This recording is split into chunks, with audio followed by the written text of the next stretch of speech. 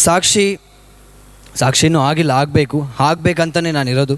ಇದು ನನ್ನ ಲೈಫಲ್ಲಿ ಆಗಿರುವಂಥ ಎಕ್ಸ್ಪೀರಿಯನ್ಸ್. ನನ್ನ ಲೈಫಲ್ಲಿ ದೇವರನ್ನು ಹೇಗೆ ಬದಲಾಯಿಸಿದಾರಂತ ಆ ಒಂದು ಏನಂತಾರೆ ಆ ಮಹಿಮೆಯ ಜೀವಿತ ನನ್ನ ಲೈಫಲ್ಲಿ ಏನಾಗಿದೆ ಅಂತ ನಾನು ನಿಮಗೆ ತಿಳಿಸ್ತೇನೆ.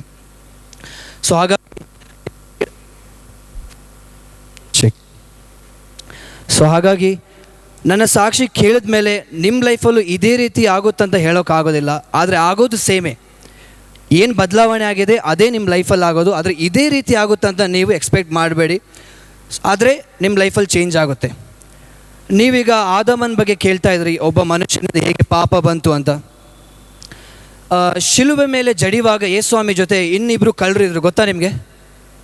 ಗೊತ್ತಾ? ಯೇಸುಸ್ವಾಮಿ ಜೊತೆ ಇನ್ನಿಬ್ಬರು ಕಳ್ಳರನ್ನ ಶಿಲುಬೆಗೆ ಜಡಿತಾರೆ.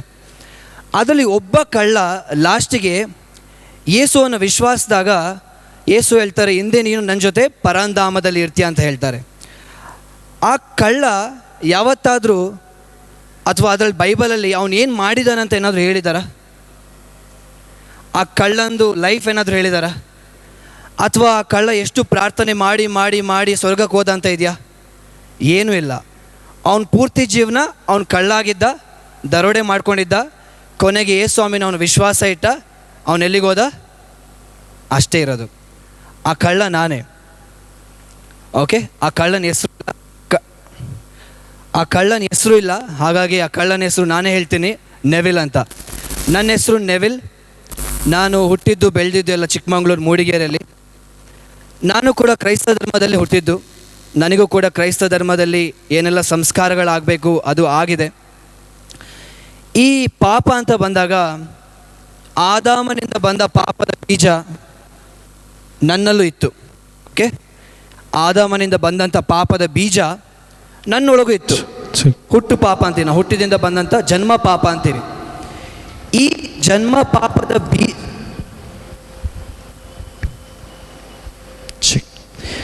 ಓಕೆ, ಸೊ ಈ ಜನ್ಮ ಪಾಪದ ಬೀಜ ನನ್ನೊಳಗಡೆ ಇತ್ತು. ಓಕೆ,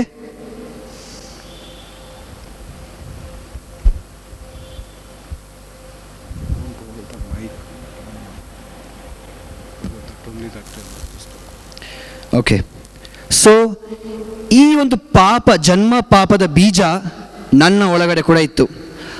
ಆ ಜನ್ಮ ಪಾಪದ ಬೀಜ ಇಟ್ಕೊಂಡೆ ನನ್ನೊಳಗಡೆ ನಾನು ಹುಟ್ಟಾದ್ಮೇಲೆ ನನಗೆ ಸಂಸ್ಕಾರಗಳಾಯಿತು, ದೊಡ್ಡವನಾಗ್ತಾ ಬಂದೆ, ಪರಂಪ್ರಸಾದ ಸಿಕ್ತು, ಈ ರೀತಿ ಎಲ್ಲ ಸಂಸ್ಕಾರಗಳು ಆಗ್ತಾ ಬಂತು.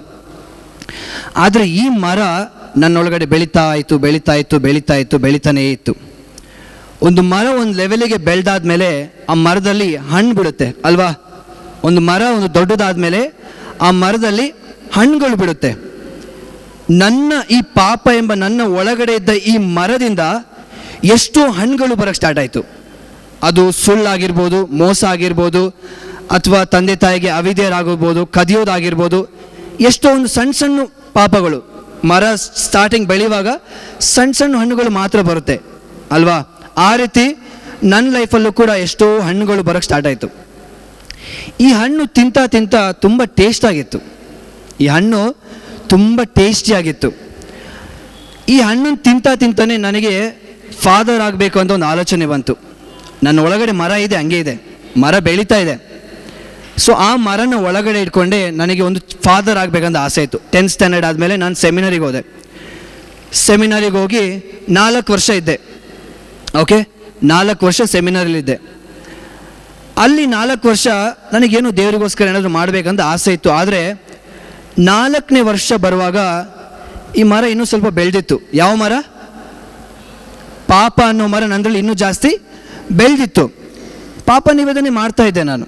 ಓಕೆ, ಹಣ್ಣನ್ನು ಕಿತ್ತು ಎಸಿತಾ ಇದ್ದೆ. ಓ, ಇದು ತಪ್ಪು, ಇದು ತಿನ್ನಬಾರ್ದು, ಸುಳ್ಳು ಹೇಳಬಾರ್ದು, ಸರಿ, ಕದಿಬಾರ್ದು, ಸರಿ, ತೆಗ್ದೆ. ಇದನ್ನೆಲ್ಲ ಹಣ್ಣನ್ನು ಕಿತ್ತಿ ಎಸಿತಾ ಇದ್ದೆ. ಆದರೆ ಮರ ಹಾಗೇ ಇದೆ. ಮರ ಹೇಗಿದೆ? ಮರ ನನ್ನೊಳಗಡೆ ಹಾಗೇ ಇದೆ. ಒಂದು ಮರ ಬೆಳೆದಾಗ ಆ ಮರದಲ್ಲಿರೋ ಹಣ್ಣು ನೀವೆಷ್ಟೇ ಕಿತ್ತಾಕಿ ಆ ಮರ ಮತ್ತೆ ಹಣ್ಣು ಬಿಡುತ್ತೆ ತಾನೇ. ಯಾಕೆ ಬಿಡುತ್ತೆ? ಆ ಮರದ ಬುಡ ಹಾಗೇ ಇದೆ. ಮರ ಬುಡ ಇನ್ನೂ ಕಟ್ಟಾಗಿಲ್ಲ. ಹಾಗೆ ನನಗೇನು ಅನ್ನಿಸ್ತು ಗೊತ್ತಾ? ಪ್ರಪಂಚದಲ್ಲಿ ಎಲ್ಲರೂ ಎಂಜಾಯ್ ಮಾಡ್ತಾ ಇದ್ದಾರೆ. ಈಗ ಮರ ಬೆಳಿಬೇಕಂದ್ರೆ ಅದು ನೀರನ್ನ ಹುಡ್ಕೊಂಡು ಹೋಗುತ್ತೆ ಅಲ್ವಾ, ನೀರನ್ನ ಹುಡ್ಕೊಂಡು ಹೋಗುತ್ತೆ. ದೇವ್ರು ನಮ್ಮನ್ನು ಸೃಷ್ಟಿ ಮಾಡಿದ್ದು ಮಣ್ಣಿಂದ ಅಲ್ವಾ, ದೇವ್ರು ನಮ್ಮನ್ನು ಸೃಷ್ಟಿ ಮಾಡಿದ್ದು ಮಣ್ಣಿಂದ. ಈ ದೇಹಕ್ಕೆ ಮಣ್ಣಂದರೆ ತುಂಬ ಇಷ್ಟ, ಈ ದೇಹಕ್ಕೆ ಮಣ್ಣಂದರೆ ತುಂಬ ಇಷ್ಟ. ಪ್ರಪಂಚದಲ್ಲಿ ಸೃಷ್ಟಿಯಾಗುವಂಥ ಪ್ರತಿಯೊಂದು ವಸ್ತು ಮಣ್ಣಿಂದನೇ ಬರೋದು. ಇದು ಕಬ್ಬಣ ಆಗಿರ್ಬೋದು, ಕಬ್ಬಣ ಬರೋದು ಮಣ್ಣಿಂದನೇ. ಮರ ಆಗಿರ್ಬೋದು, ಬರೋದು ಮಣ್ಣಿಂದನೇ. ಪ್ಲಾಸ್ಟಿಕ್ ಆಗಿರ್ಬೋದು, ಅದು ಫಸ್ಟ್ ಮಣ್ಣಿಂದ ಬಂದು ಏನೇನೋ ಮಾಡ್ತಾರೆ, ಎಲ್ಲ ಬರೋದು ಮಣ್ಣಿಂದನೇ.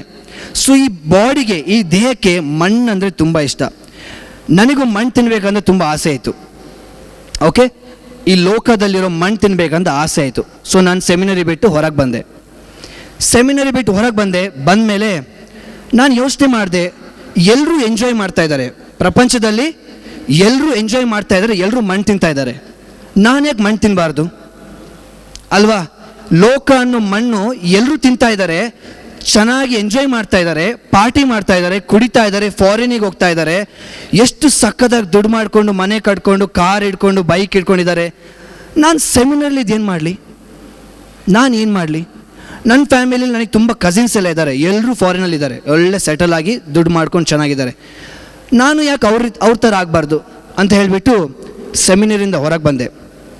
ಈಗ ಸೆಮಿನರಿಂದ ಹೊರಗೆ ಬಂದಾಗ ನನ್ನ ಲೈಫಲ್ಲಿ ಫಸ್ಟ್ ಟೈಮ್ ನಾನೊಂದು ಹುಡುಗಿ ಜೊತೆ ಒಂದು ಸಂಬಂಧಕ್ಕೆ ಬಂದೆ. ಓಕೆ, 2 ಮಾರ ಒಟ್ಟಿಗೆ ಆಯ್ತು. ಈಗ 2 ಮಾರ ಒಟ್ಟಿಗೆ ನಾನು ತಿಳ್ಕೊಂಡೆ, ಓಕೆ ಈಗ ಸ್ವಲ್ಪ ಎಂಜಾಯ್ ಮಾಡ್ಬೋದು, ಇದು ಸ್ವಲ್ಪ ಚೆನ್ನಾಗಿರ್ಬೋದು, ಸ್ವಲ್ಪ ಟೇಸ್ಟ್ ಆಗಿರ್ಬೋದು, ಸ್ವಲ್ಪ ಸ್ಯಾಟಿಸ್ಫ್ಯಾಕ್ಷನ್ ಸಿಗುತ್ತೆ, ಎಂಜಾಯ್ ಮಾಡೋಣ ಅಂತ ಸ್ಟಾರ್ಟ್ ಮಾಡಿದೆ. ಸ್ವಲ್ಪ ಟೈಮ್ ಅದರಲ್ಲಿ ಏನೂ ಸ್ಯಾಟಿಸ್ಫ್ಯಾಕ್ಷನ್ ಸಿಕ್ಕಿಲ್ಲ, ಸಮಾಧಾನ ಸಿಕ್ಕಿಲ್ಲ. ಸೊ ಅಲ್ಲಿಂದ ಹೊರಗೆ ಬಂದೆ. 2ನೇ ಹುಡುಗಿ, ಓಕೆ 2ನೇ ಹುಡುಗಿ ಸಿಕ್ಕಿದ್ಲು. ಅದು ಸುಮಾರು 4 ವರ್ಷ. ನಾನು ತಿಳ್ಕೊಂಡೆ, ಇದೇ ಲೈಫ್ ಸಕ್ಕತ್ತಾಗಿರ್ಬೋದು, ನನ್ನ ಲೈಫಲ್ಲಿ ಹುಡುಗಿ ಇದ್ದಾಳೆ, ಎಲ್ಲ ಇದೆ, ಏನು ಬೇಕಾದನ್ನ ನಾನು ಮಾಡ್ಬೋದು. ಆದರೆ ಆ ಒಂದು ರಿಲೇಷನ್ಶಿಪ್, ಆ ಒಂದು ಸಂಬಂಧ ಅಥವಾ ನಾನು ಯಾವುದಕ್ಕೋಸ್ಕರ ಹುಡುಕ್ತಾ ಇದ್ದೆ, ಅದು ನನ್ನನ್ನು ಎಲ್ಲಿವರೆಗೆ ತೊಗೊಂಡೋಯ್ತಂದರೆ ನನ್ನ ಲೈಫಲ್ಲಿ ನಾನು ಫಸ್ಟ್ ಟೈಮ್ ಸೂಸೈಡ್ ಅಟೆಂಪ್ಟ್ ಮಾಡಿದೆ. ಯಾಕೆ ಗೊತ್ತಾ? ನಾನು ತಿಂತಾ ಇರೋ ಮಣ್ಣಿಂದ ನನಗೆ ನೆಮ್ಮದಿ ಸಿಗ್ತಾ ಇಲ್ಲ. ತಿಂತಾ ಇರೋದು ಮಣ್ಣಿಗೆ ಸಂಬಂಧಪಟ್ಟಿದ್ದೇ ನಾನು ತಿಂತಾ ಇರೋದು, ಮಣ್ಣೇ ತಿಂತಾ ಇರೋದು. ಆದರೆ ಸ್ಯಾಟಿಸ್ಫ್ಯಾಕ್ಷನ್ ಸಿಗ್ತಾ ಇಲ್ಲ, ಇದು ಯಾಕೋ ಸರಿ ಆಗ್ತಿಲ್ಲ, ಇನ್ನೂ ಬೇಕು. ಸೊ ಹಾಗಾಗಿ ನಾನು ಫಸ್ಟ್ ಟೈಮ್ ನನ್ನ ಲೈಫಲ್ಲಿ ಸೂಸೈಡ್ ಅಟೆಂಪ್ಟ್ ಮಾಡಿದೆ, ಸಾಯೋಕ್ಕೆ ಟ್ರೈ ಮಾಡಿದೆ. ಆದರೆ ಸತ್ತಿಲ್ಲ, ದೇವ್ರು ಕಾಪಾಡಿದರು. ಈಗ ನಾನು ದೇವ್ರ ವಿರುದ್ಧ ಒಂದು ದೊಡ್ಡ ಪಾಪ ಮಾಡಿದ್ದೀನಿ ಅನ್ನೋ ಒಂದು ಕೊರಗು ನನ್ನೊಳಗಡೆ ಇತ್ತು. ಯಾಕಂದರೆ ನನ್ನ ಮೈಂಡಲ್ಲಿ ಒಂದು ಆಲೋಚನೆ ಇತ್ತು, ಅದೇನೆಂದರೆ ಸೂಸೈಡ್ ಅಟೆಂಪ್ಟ್ ಮಾಡೋದು ಒಂದು ದೊಡ್ಡ ಪಾಪ. ನಾನು ಅದನ್ನು ನಂಬಿಟ್ಟಿದ್ದೆ. ಓಕೆ, ಸೂಸೈಡ್ ಅಟೆಂಪ್ಟ್ ಮಾಡೋದು ಒಂದು ದೊಡ್ಡ ಪಾಪ ಅಂತ ನನ್ನ ಮೈಂಡ್ ಒಳಗಡೆ ಕೂತಿತ್ತು. ಈಗ ನಾನೆಲ್ಲರೂ ಸತ್ತೋಗ್ಬಿಟ್ಟಿದ್ದಿದ್ರೆ ಸೂಸೈಡ್ ಮಾಡಿಕೊಂಡು ನಾನು ನರಕಕ್ಕೆ ಹೋಗ್ತಾ ಇದ್ದೆ. ಇನ್ನೊಂದು, ಈಗ ಸತ್ತಿಲ್ಲ, ಬದುಕ್ಬಿಟ್ಟಿದ್ದೀನಿ, ಈಗ ದೇವ್ರು ನನಗೆ ಕ್ಷಮಿಸಲ್ಲ, ನಾನು ಏನು ಮಾಡೋದೀಗ? ಆ ಒಂದು ನೋವು, ಆ ಒಂದು ನರಳಾಟದಲ್ಲಿ ಸುಮಾರು 8 ತಿಂಗಳು ನಾನಿದ್ದೆ. ತುಂಬ ಕಷ್ಟ ಆಯಿತು. ದೇವ್ರು ನನ್ನ ಕ್ಷಮಿಸಲ್ಲ. ಸೊ ನಾನು ಥಿಂಕ್ ಮಾಡಿದೆ, ನನಗೆ ಯಾಕೆ ಈ ನೋವು ಬರ್ತಾ ಇದೆ ಅಂದರೆ ದೇವ್ರು ನಿಜವಾಗ್ಲೂ ಇದ್ದಾರೆ ಅಂತ ಯೋಚನೆ ಮಾಡಿದೆ ನಾನು. ದೇವ್ರು ಇದ್ದಾರಾ? ಸೊ ಹಾಗಾಗಿ ನಾನು ಏನು ಮಾಡಿದೆ, ದೇವರು ಇಲ್ಲ ಅನ್ನೋ ವಿಷಯದ ಬಗ್ಗೆ ನಾನು ರಿಸರ್ಚ್ ಮಾಡೋಕ್ಕೆ ಸ್ಟಾರ್ಟ್ ಮಾಡಿದೆ. ಅದಕ್ಕೆ ಏಥಿಸಮ್ ಅಂತಾರೆ. ಓಕೆ, ಏಥಿಸಮ್ ಅಂತಾರೆ. ನಾನು ದೇವರು ಇಲ್ಲ ಅನ್ನೋ ವಿಷಯದ ಬಗ್ಗೆ ರಿಸರ್ಚ್ ಮಾಡಿದೆ, ಓದ್ತಾ ಸೈನ್ಸ್ ಓದ್ತಾ ನನಗೇನು ಅರ್ಥ ಆಯ್ತು ಅಂದರೆ, ದೇವ್ರು ಅನ್ನೋದು ಒಂದು ವಿಷಯ, ಮನುಷ್ಯರು ಮಾಡಿರೋದು ಈ ದೇವ್ರನ್ನೋ ಒಂದು ಸಬ್ಜೆಕ್ಟ್ನ, ಈ ಧರ್ಮಗಳನ್ನೋದು, ಈ ಧರ್ಮನ ಯಾರೆಲ್ಲ ನಡೆಸ್ತಾರೆ ಅವರು ಜನನ ಒಂದು ಕಂಟ್ರೋಲಲ್ಲಿ ಇಟ್ಕೊಳ್ಳೋಕ್ಕೆ, ಬಿಸ್ನೆಸ್ ಮಾಡೋಕ್ಕೆ, ಅಥವಾ ಅವ್ರಿಗೆ ಏನು ಬೇಕು ಅದನ್ನು ಮಾಡ್ಕೊಳ್ಳೋಕ್ಕೆ ದೇವರನ್ನೋ ಒಂದು ವಿಷಯನ ತಂದಿಟ್ಟಿದ್ದಾರೆ ಅಷ್ಟೇ. ದೇವರು ನಿಜ ಅಲ್ಲ ಅನ್ನೋದು ನನಗೆ 100% ಗ್ಯಾರಂಟಿ ಆಗಿಬಿಡ್ತು. ಈಗ ನಾನು ನಂಬಿಟ್ಟೆ ಅದನ್ನು. ಇದೇನು ಒಂದು ಟೈಮಲ್ಲಿ ಆಗಿದ್ದಲ್ಲ, ನಾನು 3-4 ವರ್ಷ ಇದ್ರ ಬಗ್ಗೆ ತುಂಬ ರಿಸರ್ಚ್ ಮಾಡ್ತಾಯಿದ್ದೆ. ಈಗ ನನಗೆ 100% ಗೊತ್ತಾಯಿತು, ದೇವರಿಲ್ಲ, ದೇವ್ರನ್ನ ಬರೀ ಮನುಷ್ಯರು ಮಾಡಿರೋದು. ಸೊ ಈಗ ನನ್ನ ಲೈಫಲ್ಲಿ ನಾನು ಏನು ಬೇಕಾದರೂ ಮಾಡ್ಬೋದು. ಓಕೆ, ಈಗ ದೇವರಿದ್ದಾರೆ, ನಾನಿದ್ದೀನಿ, ನನ್ನ ಮಧ್ಯದಲ್ಲಿ ಈ ಪಾಪ ಅನ್ನೋ ಮರ ಇದೆ. ಈ ಮರನ ನಾನು ಎಷ್ಟು ದೊಡ್ಡದಾಗಿ ಬೆಳೆಸಿದ್ದೀನಿ ಅಂತ ಹೇಳಿದ್ರೆ, ಆ ಕಡೆ ಇರೋ ದೇವರು ಇಲ್ಲ, ಆ ಕಡೆ ಯಾರಿದ್ದಾರೆ ಅಂತಲೇ ಗೊತ್ತಿಲ್ಲ, ನಾನು ಮರ ಅಷ್ಟೇ. ಈಗ ಮರದ ಈ ಕಡೆ ನಾನು ಏನು ಬೇಕಾದರೂ ಮಾಡ್ಬೋದು. ಆದರೆ ನನಗೆ ಗೊತ್ತಿರಲಿಲ್ಲ ದೇವ್ರು ಎಲ್ಲ ಕಡೆಯಿಂದ ನನ್ನ ನೋಡ್ತಾರಂತ. ದೇವ್ರು ನನ್ನ ಪಾಲಿಗೆ ಸತ್ತೋಗಿದ್ದಾರೆ. ಈಗ ನನ್ನ ಲೈಫಲ್ಲಿ ನಾನೇ ರಾಜ, ನಾನೇ ದೇವರು, ನನಗೇನು ಬೇಕು ಅದು ಮಾಡ್ಬೋದು. ಅಪ್ಪ ಅಮ್ಮನ ಮೇಲೆ ನನಗೆ ಭಯ ಇರಲಿಲ್ಲ, ಏನೂ ಇರಲಿಲ್ಲ. ಓಕೆ, ನಾನು ಅವ್ರಿಗೆ ಉಲ್ಟಾ ಮಾತಾಡ್ತಾ ಇದ್ದೆ, ನನಗೆ ಸ್ವಲ್ಪನೂ ರೆಸ್ಪೆಕ್ಟ್ ಇರಲಿಲ್ಲ. ನನಗಿಬ್ಬರು ತಂಗಿರಿದ್ದಾರೆ, ಅವರಿಗಂತೂ ನನ್ನ ಲೈಫಲ್ಲಿ ನಾನು ಪ್ರೀತಿ ಕೊಟ್ಟಿಲ್ಲ, ಕೇರ್ ಮಾಡಿಲ್ಲ. ನನಗೊಂದೇ ಮಣ್ಣು ತಿನ್ನಬೇಕು, ಏನೆಲ್ಲ ಮಣ್ಣು ಸಿಗುತ್ತೆ ಈ ಲೋಕದಲ್ಲಿ ಎಲ್ಲ ತಿನ್ನಬೇಕು. ಸೊ ಹಾಗಾಗಿ ಈ ಮರ ಮಣ್ಣನ್ನು ಹುಡ್ಕೊಂಡು ಹೋಯ್ತು. ಹೋಗ್ತಾ ಹೋಗ್ತಾ ಎಲ್ಲಿಗೆ ಬಂತಂದರೆ ಬ್ಯಾಂಗ್ಳೂರಿಗೆ ಬಂತು. ಆ ಬೇರು ಹುಡ್ಕೊಂಡು ಬ್ಯಾಂಗ್ಳೂರು ಬಂತು.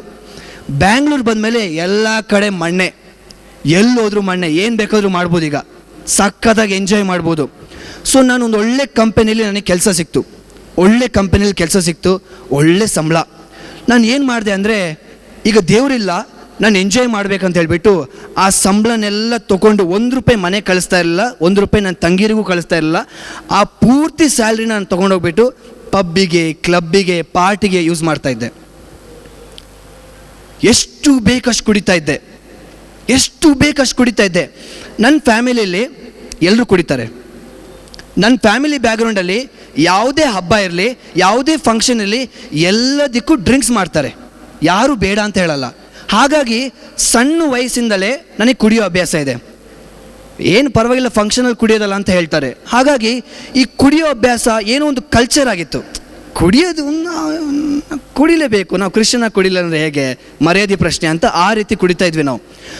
ಸೊ ಇಲ್ಲಿ ಬ್ಯಾಂಗ್ಳೂರು ಬಂದು ಕುಡಿಯೋದು, ಡ್ರಿಂಕ್ಸ್ ಮಾಡೋದು, ಎಷ್ಟು ಕುಡ್ದು ಲಾಸ್ಟಿಗೆ ಆ ಹುಚ್ಚಾಟದಲ್ಲಿ ಯಾರ್ಯಾರ ಜೊತೆನೂ ಡ್ಯಾನ್ಸ್ ಮಾಡೋದು, ಯಾರ್ಯಾರನ್ನೂ ಕರ್ಕೊಂಡು ಹೋಗೋದು, ಯಾರ್ಯಾರ ಜೊತೆನೂ ಮಾತಾಡೋದು, ಏನು ಗೊತ್ತಾಗ್ತಾ ಇರಲಿಲ್ಲ. ಆದರೆ ನನಗಂತೂ ತುಂಬ ಖುಷಿ ಆಗ್ತಾಯಿತ್ತು. ನಾನು ಏನು ಮಾಡ್ತಾಯಿದ್ದೀನಿ ನನಗೆ ತುಂಬ ಖುಷಿ ಆಗ್ತಾಯಿತ್ತು. ಆದರೂ ಕೂಡ ಈ ಮಣ್ಣಲ್ಲೂ ಯಾಕೋ ಸ್ಯಾಟಿಸ್ಫ್ಯಾಕ್ಷನ್ ಸಿಕ್ಕಿಲ್ಲ, ಇದರಲ್ಲೂ ನನಗೆ ನೆಮ್ಮದಿ ಸಿಕ್ಕಿಲ್ಲ. ಈ ಮಣ್ಣು ಯಾಕೋ ನನಗೆ ತೃಪ್ತಿ ಕೊಡ್ತಾ ಇಲ್ಲ, ಇನ್ನೂ ಬೇಕು, ಇನ್ನೂ ಏನಾದರೂ ಮಾಡಬೇಕು. ಸೊ ಈ ರೀತಿ ಮಾಡ್ತಾ ನಾನು ಕ್ಯಾಶುವಲ್ ಡೇಟಿಂಗ್ ಸ್ಟಾರ್ಟ್ ಮಾಡಿದೆ. ಕ್ಯಾಶುವಲ್ ಡೇಟಿಂಗ್ ಅಂದರೆ ಒಂದು ಹುಡುಗಿ ಜೊತೆ ಸುಮ್ಮನೆ ಒಂದು ಸಂಬಂಧ ಇಟ್ಕೊಳ್ಳೋದು, ಪ್ರೀತಿಯಲ್ಲ ಏನಲ್ಲ, ಸುಮ್ಮನೆ ಕ್ಯಾಶುವಲ್ ಡೇಟಿಂಗ್ ಮಾಡ್ಕೊಂಡಿರೋದು. ಓಕೆ, ದೈಹಿಕ ದುರೀಚೆಗೋಸ್ಕರ, ದೇಹದ ಒಂದು ದುರಾಸೆಗೋಸ್ಕರ ಒಂದು ಹುಡುಗಿನ ಯೂಸ್ ಮಾಡ್ಕೊಳ್ಳೋದು. ಸೊ ಈ ರೀತಿ ನಾನು ಅವ್ರನ್ನೆಲ್ಲ ಪಾರ್ಟಿಗೆ ಕರ್ಕೊಂಡು ಹೋಗ್ತಾ ಇದ್ದೆ, ಕುಡಿಸ್ತಾ ಇದ್ದೆ, ಏನು ಬೇಕು ಅದೆಲ್ಲ ಕೊಡಿಸ್ತಾ ಇದ್ದೆ. ಸೊ ಈ ರೀತಿ ನಾನು ಅದನ್ನು ಎಂಜಾಯ್ ಮಾಡೋಕ್ಕೆ ಸ್ಟಾರ್ಟ್ ಮಾಡಿದೆ. ಅದರಲ್ಲೂ ಯಾಕೋ ನನಗೆ ತೃಪ್ತಿ ಸಿಕ್ಕಿಲ್ಲ, ಈ ಮಣ್ಣು ಯಾಕೋ ಸ್ಯಾಟಿಸ್ಫ್ಯಾಕ್ಷನ್ ಕೊಟ್ಟಿಲ್ಲ. ಇನ್ನೂ ಬೇಕು, ಇನ್ನೂ ಏನಾದರೂ ಮಾಡಬೇಕಂತ ಆಸೆ ಬಂತು. ಆಗ ನಾನು ಥಿಂಕ್ ಮಾಡಿದೆ, ನಾನು ಏನು ಮಾಡ್ಬೋದು, ಇದಕ್ಕಿಂತ ನೆಕ್ಸ್ಟ್ ಏನು ಮಾಡ್ಬೋದು, ಇದಕ್ಕಿಂತ ನೆಕ್ಸ್ಟ್ ಯಾವ ಮಣ್ಣು ನಾನು ಹುಡುಕ್ಬೋದು ಅಂತ ಹೇಳುವಾಗ ನನಗೊಂದು ಆಲೋಚನೆ ಬಂತು, ನಾನು ಫೇಮಸ್ ಆಗಬೇಕು, ದುಡ್ಡು ಮಾಡಬೇಕು. ಎಲ್ರಿಗೂ ಅವ್ರ ಲೈಫಲ್ಲಿ ಒಂದು ಆಸೆ ಇದೆ, ಈ ಪ್ರಪಂಚದಲ್ಲಿ ಒಂದು ಹೆಸರು ಮಾಡಬೇಕು. ನನಗೂ ಕೂಡ ಒಂದು ಆಸೆ ಬಂತು, ನಾನು ಇಲ್ಲಿರುವಾಗ ಒಂದು ಹೆಸರು ಮಾಡಬೇಕು. ಸೊ ಹಾಗಾಗಿ ನಾನು ಏನು ಮಾಡಿದೆ, ಆ್ಯಕ್ಟಿಂಗ್ ಕೋರ್ಸ್ಗೆ ಜಾಯ್ನ್ ಆದೆ. ಫಿಲ್ಮ್ ಇಂಡಸ್ಟ್ರಿಯಲ್ಲಿ ನಾನು ಆ್ಯಕ್ಟಿಂಗ್ ಕೋರ್ಸ್ಗೆ ಜಾಯ್ನ್ ಆದೆ. 1 ವರ್ಷ ನಾನು ಕೋರ್ಸ್ ಮಾಡಿದೆ. 1 ವರ್ಷ ನಾನು ಆ್ಯಕ್ಟಿಂಗ್ ಕೋರ್ಸ್ ಎಲ್ಲ ಮಾಡಿದ್ಮೇಲೆ ನಾನು ಇನ್ಸ್ಟಾಗ್ರಾಮ್, ಯೂಟ್ಯೂಬಲ್ಲೆಲ್ಲ ವೀಡಿಯೋಸ್ ಮಾಡೋಕ್ಕೆ ಸ್ಟಾರ್ಟ್ ಮಾಡಿದೆ. ಕೆಟ್ಟ ವೀಡಿಯೋಸ್ ಎಲ್ಲ ಮಾಡ್ತಾಯಿದ್ದೆ, ಬೇರೆ ಪಾತ್ರ ಏನೇನೋ ಮಾಡಿಬಿಟ್ಟು. ಈಗ ನೀವು ಯೂಟ್ಯೂಬಲ್ಲೆಲ್ಲ ನೋಡ್ತಿರಲ್ಲ, ಬೇರೆ ಹುಡುಗಿ ವೇಷ ಹಾಕ್ಕೊಂಡು ನಾಟಕ ಮಾಡೋದೆಲ್ಲ ನೀವು ನೋಡ್ತೀರ, ಆ ರೀತಿ ನಾನು ಮಾಡ್ತಾಯಿದ್ದೆ. ಸೊ ಇದನ್ನೆಲ್ಲ ಮಾಡ್ತಾ ನನ್ನ ಲೋಕಲ್ ಏರಿಯಾದಲ್ಲಿ ನನಗೆ ಹೆಸರು ಬರೋಕ್ಕೆ ಸ್ಟಾರ್ಟ್ ಆಯಿತು. ನನ್ನ ಊರಲ್ಲಿ ನನಗೆ ಹೆಸರು ಬರೋಕ್ಕೆ ಸ್ಟಾರ್ಟ್ ಆಯಿತು. ನನ್ನ ಆಫೀಸಲ್ಲಿ ನನಗೆ ಹೆಸರು ಬರೋಕ್ಕೆ ಸ್ಟಾರ್ಟ್ ಆಯಿತು. ನನಗೆ ಖುಷಿ ಆಗ್ತಾಯಿತ್ತು. ನಾನು ಬರುವಾಗ ಜನ ನನ್ನ ನೋಡ್ಬಿಟ್ಟು ತುಂಬ ಖುಷಿ ಪಡ್ತಾಯಿದ್ರು. ನೇವಿಲ್ ಬಂದ, ಅವ್ನು ಎಷ್ಟು ಚೆನ್ನಾಗಿದ್ದಾನೆ, ಅವ್ನು ಬಂದಾಗೆಲ್ಲ ಅವ್ನು ಬಂದಾಗ ಒಂದು ವೈಬ್ಸ್, ಯಾವಾಗಲೂ ಮುಖದಲ್ಲಿ ನಗಾಡ್ಕೊಂಡಿರ್ತಾನೆ. ಮಣ್ಣು ಇಲ್ಲ, ನಾನು ತಿಂತಿರೋದೆಲ್ಲ ಮಣ್ಣೆ. ಅವ್ರಿಗೆ ಗೊತ್ತಿಲ್ಲ ನಾನು ತಿಂತಿರೋದು ಮಣ್ಣು ಅಂತ. ಅವ್ರಿಗೇನು ಇವನು ಚೆನ್ನಾಗಿದ್ದಾನೆ. ಸೊ ನನಗೀಗ ಅನ್ನಿಸ್ತು, ಇನ್ನೂ ಚೆನ್ನಾಗಿರಬೇಕು, ಇನ್ನೂ ಜನ ನನ್ನ ನೋಡಬೇಕಂದ್ರೆ ನಾನು ಏನು ಮಾಡಬೇಕು, ನಾನು ಸ್ವಲ್ಪ ಚೆನ್ನಾಗಿ ಕಾಣಿಸ್ಬೇಕು ಅಲ್ವಾ. ಚೆನ್ನಾಗಿ ಕಾಣಿಸ್ದವ್ರ ಹತ್ರ ನಾವು ಜಾಸ್ತಿ ಇರ್ತೀವಿ. ನಮ್ಮ ಹತ್ರ ಇರೋ ಫ್ರೆಂಡ್ಸ್ ಎಲ್ಲ ಚೆನ್ನಾಗಿದ್ದರೆ, ಅವ್ರು ನೋಡೋಕೆ ತುಂಬ ಸುಂದರವಾಗಿದ್ದರೆ ಅವ್ರ ಜೊತೆ ನಾವಿರ್ತೀವಿ. ಸೊ ನಾನೇನು ಮಾಡಿದೆ, ನನ್ನ ಫಿಟ್ನೆಸ್ ಮೇಂಟೈನ್ ಮಾಡೋಕ್ಕೆ ಸ್ಟಾರ್ಟ್ ಮಾಡಿದೆ. ನಾನು ಚೆನ್ನಾಗಿ ಕಾಣಿಸ್ಬೇಕು, ನನ್ನ ಮುಖ ಚೆನ್ನಾಗಿರಬೇಕು. ನಾನು ತುಂಬ ಸ್ಕಿನ್ ಕೇರಿಂಗ್ ಮಾಡೋಕ್ಕೆ ಸ್ಟಾರ್ಟ್ ಮಾಡಿದೆ. ನನ್ನ ತಂಗಿರೂ ಅಷ್ಟು ಮಾಡಿಲ್ಲ, ನಾನು ಯಾವ ಹುಡುಗಿರೂ ಅಷ್ಟು ಮಾಡಿರೋದು ನೋಡಿಲ್ಲ. ಅಷ್ಟು ಸ್ಕಿನ್ ಕೇರಿಂಗ್, ನನ್ನ ಬ್ಯೂಟಿ ಬಗ್ಗೆ ನನಗೆ ಕಾನ್ಷಿಯಸ್ ಇತ್ತು. ಕೂದಲಿಂದ ಹಿಡಿದು ಕಾಲ್ವರೆಗೆ point to point skin caring ಆಗಬೇಕಿತ್ತು. ಎವ್ರಿ ಡೇ 2 ಸಲ, ಬೆಳಿಗ್ಗೆ ಸಂಜೆ ಅದನ್ನು ಮಾಡಿ ನನ್ನ ಮನೆಯಿಂದ ಹೊರಗೆ ಹೋಗ್ತಾ ಇದ್ದೆ. ಎವ್ರಿ ಡೇ ಎಷ್ಟು ₹1000 ನನ್ನ ಬ್ಯೂಟಿಗೋಸ್ಕರ ಖರ್ಚು ಮಾಡ್ತಾ ಇದ್ದೆ. ತಿನ್ನೋ ವಿಷಯದಲ್ಲೂ ಲೆಕ್ಕಾಚಾರ ಹಾಕ್ಬಿಟ್ಟು ತಿಂತಾ ಇದ್ದೆ. ಎಲ್ಲ ಮಣ್ಣೆ, ಮಾಡ್ತಿರೋದೆಲ್ಲ ಮಣ್ಣು ಕೆಲಸನೇ. ಓಕೆ, ಆದರೆ ಈಗ ನಾನು ಸ್ವಲ್ಪ ನೋಡೋಕ್ಕೆ ಚೆನ್ನಾಗಿ ಆಗ್ತಾ ಇರುವಾಗ ಜನ ನನ್ನ ಇನ್ನೂ ನೋಡೋಕ್ಕೆ ಸ್ಟಾರ್ಟ್ ಮಾಡಿದರು. ಇನ್ನೂ ಸ್ವಲ್ಪ ಫೇಮಸ್ ಆದೆ. ಎಲ್ಲ ಕಡೆ ನನ್ನ ಹೆಸರು, ಆಫೀಸಲ್ಲೆಲ್ಲ ನನ್ನ ಹೆಸರು, ಯಾವುದಕ್ಕಾದ್ರೂ ನನ್ನ ಹೆಸರು ಕರೆಯೋದು, ಯಾವ ಪ್ರೋಗ್ರಾಮಿಗಾದರೂ ನನ್ನ ಹೆಸರು ಕರೆಯೋದು, ಹಾಡು ಆಡ್ಬೇಕು, ಏನು ಮಾಡೋಕ್ಕೂ ನನ್ನ ಹೆಸರು. ನನಗದೊಂಥರ ಸಂತೋಷ. ಈ ಜನ ನನ್ನ ನೋಡ್ತಾ ಇದ್ದಾರೆ, ಚರ್ಚಲ್ಲೆಲ್ಲ ಭಾರಿ ಲೆವೆಲ್ ವೀಡಿಯೋಸಿಗೆ ಕಮೆಂಟ್ ಹಾಕೋದೇನು, ಶೇರ್ ಮಾಡೋದೇನು, ಫ್ಯಾಮಿಲಿಯವರಿಗೆಲ್ಲ ಇಷ್ಟ. ಇವನು ಒಳ್ಳೆ ಸೆಟಲ್ ಆಗ್ತಾನೆ, ಇವನು ಒಳ್ಳೆ ಹೆಸರು ಮಾಡ್ತಾನೆ, ಇವನು ಫೇಮಸ್ ಆಗ್ತಾನೆ, ಇವನು ಹೀರೋ ಆಗ್ತಾನೆ. ಅದನ್ನೆಲ್ಲ ಕೇಳುವಾಗ ನನಗೆ ತುಂಬ ಖುಷಿ ಆಗ್ತಾಯಿತ್ತು. ಆದರೆ ಯಾರಿಗೂ ಗೊತ್ತಿಲ್ಲ ನಾನು ತಿಂತಿರೋದು ಮಾಡ್ತಿರೋದು ಎಲ್ಲ ಮಣ್ಣು ಕೆಲಸ ಮಾಡ್ತಿರೋದು, ತಿಂತಾ ಇರೋದು. ಈ ಮರ ಬೆಳೀತಾ ಇದೆ, ಮರ ಹಂಗೆ ಬೆಳೀತಾ ಇದೆ. ಮರದ ಬಗ್ಗೆ ನನಗೇನು ಟೆನ್ಷನ್ ಇಲ್ಲ, ಆಯಿತಾ? ಮರದ ಬಗ್ಗೆ ಯೋಚನೆ ಇಲ್ಲ. ಮರ ಅಲ್ಲೇ ಇರಲಿ, ಅದ್ರ ಪಕ್ಕ ಇರೋ ದೇವರು ಇಲ್ಲ, ಅದು ಹಂಗೆ ಇರಲಿ, ನಾನು ಹೆಂಗೆ ಬೇಕು ಹಂಗೆ ಜೀವಿಸ್ತೀನಿ. ಸೊ ಈ ಮರ ಬೆಳೀತಾ ಬೆಳೀತಾ ಬೆಳೀತಾ ಯಾವ ಲೆವೆಲಿಗೆ ಹೋಯ್ತು ಅಂದರೆ ತುಂಬ ಹೈಟ್ ಆಗಿಬಿಡ್ತು ಮರ. ಈಗ ಈ ಮರ ಆ್ಯಕ್ಚುಲಿ ಒಳ್ಳೆ ಮರ ಏನಲ್ಲ, ಈ ಮರ ವಿಷಕಾರಿಯಾದ ಮರ. ಇದರಲ್ಲೇನು ಒಳ್ಳೆ ಹಣ್ಣು ಬರ್ತಾ ಇಲ್ಲ, ಕೆಟ್ಟು ಹಣ್ಣೆ ಬರ್ತಿರೋದು. ಓಕೆ, ಈಗ ಮರ ಎಷ್ಟು ಮೇಲೆ ಬೆಳೆದಿದೆ ಅಂದರೆ ಈಗ ನನ್ನ ಹಣ್ಣು ಕಿತ್ತು ತೆಗಿಬೇಕನ್ನೂ ನನ್ನ ಕೈಲಿ ಆಗ್ತಾಯಿಲ್ಲ, ನನ್ನ ಕೈಲಿ ತೆಗಿಯೋಕ್ಕಾಗ್ತಾಯಿಲ್ಲ, ನನಗಿಂತ ಎತ್ತರ ಬೆಳೆದ್ಬಿಟ್ಟಿದೆ.